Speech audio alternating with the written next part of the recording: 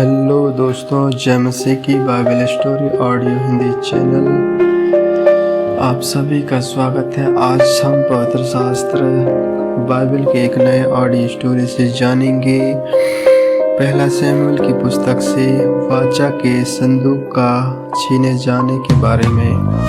Hallelujah.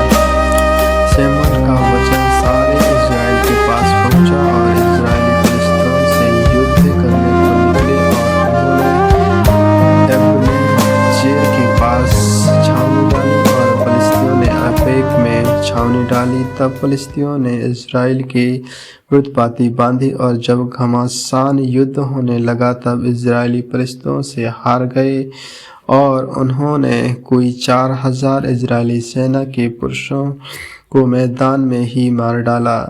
जब वे लोग छावनी में लौट आए तब इज़राइल के वृद्ध लोग कहने लगे, यहोवा ने आज हमें फिलिस्तीयों से क्यों हरवा दिया है? आओ हम यहोवा की वाचा का संदूक शीलो से मांग ले आए कि वह हमारे बीच में आकर हमें शत्रुओं के हाथ से बचाए। तब उन लोगों ने शीलो में भेजकर वहां से कुर्बों के ऊपर राजने वाले सेनाओं के यहोवा की वाचा का संदूक मांगा लिया और परमेश्वर की वाचा के संदूक के साथ एली के दोनों पुत्र होप्नी और फिनहास भी वहां थे।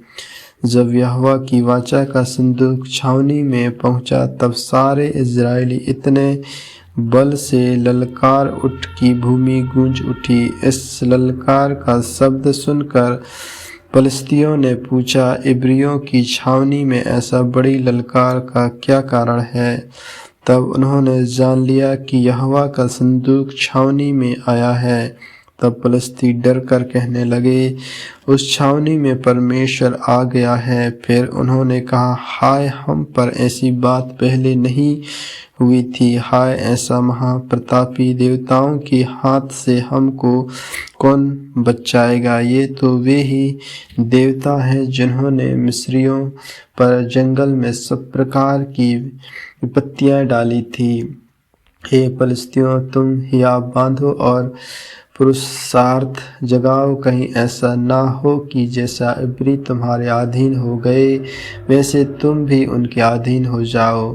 पुरुषार्थ करके संग्राम करो। तब फिलिस्ती लड़ाई के मैदान में टूट पड़े और इज़राइली हार कर अपने अपने डेरे को भागने लगे। और ऐसा अत्यंत सहार हुआ कि 30,000 इज़राइली पैदल खेत आए और परमेश्वर का संदूक छीन लिया गया और एली के दोनों पुत्र होप्नी और फिनहास भी मारे गए।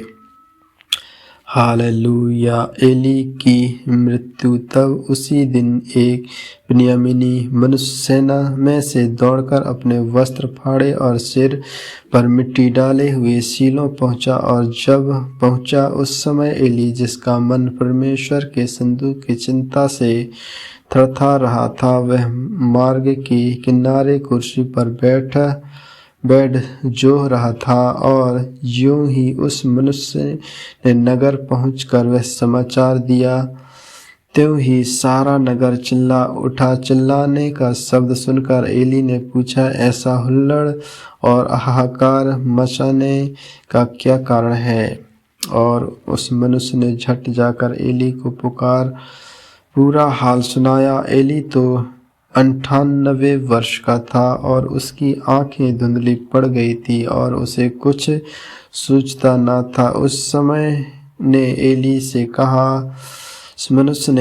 कहा, मैं वही हूँ जो सेना में से आया हूँ और मैं सेना से आज ही भाग कर आया हूँ। वह बोला, हे मेरे बेटे, क्या समाचार है? उस समाचार देने वाले ने उत्तर दिया, एली, इज़राइली फिलिस्तियों के सामने से भाग गए हैं और लोगों का बड़ा भयानक संहार भी हुआ है और तेरे दोनों पुत्रों होप्नी और फिनहास भी मारे गए और परमेश्वर का संदूक भी छीन लिया गया है।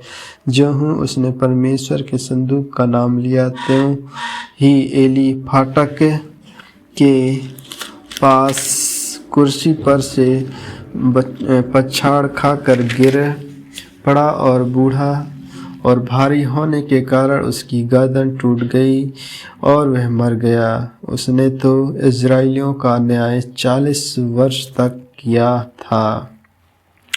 हालेलुया। पिनहास की विधवा की मृत्यु। उसकी बहू पिनहास की स्त्री गर्भवती थी और उसका समय समीप था जब उसने परमेश्वर के संदूक के छीन लिए जाने और अपने ससुर और पति के मरने का समाचार सुना। तब उसको जच्चा का दर्द उठा और वह संदूक दुहर गई और उसके एक पुत्र हुआ। उसके मरते मरते उन स्त्रियों ने जो उसके आसपास खड़ी थी उससे कहा, मत डर, क्योंकि तेरे पुत्र उत्पन्न हुए हैं। परंतु उसने कुछ उत्तर ना दिया और ना कुछ ध्यान दिया और परमेश्वर के संदूक के छीन लिए जाने और अपने ससुर और पति के कारण उसने यह कहकर उस बालक का नाम इकाबोद रखा, इज़राइल में से महिमा उठ गई। फिर उसने कहा, इज़राइल में से महिमा उठ गई है, क्योंकि परमेश्वर का संदूक छीन लिया गया है। आमीन आमीन। परमेश्वर इन वचनों को सुनने के द्वारा आप सबों को आशीष दे। आगे की और भी ऑडियो स्टोरी सुनने के लिए Bible story audio Hindi channel को लाइक, सब्सक्राइब और बेल आइकन को दबाएं। सभी प्रिय भाई बहनों को जय मसीह की।